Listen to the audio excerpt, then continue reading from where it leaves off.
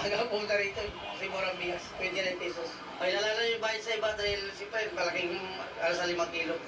Bukod sa bigas, mas mura rin mabibili ang mga gulay kumpara sa presyo nito sa palengke. Tulad ng repolyo at pechay bagyo na 55 pesos per kilo.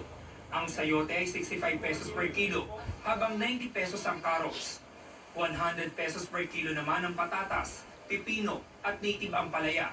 Talaga pong napakahalaga po niya dahil mababa po ang presyo.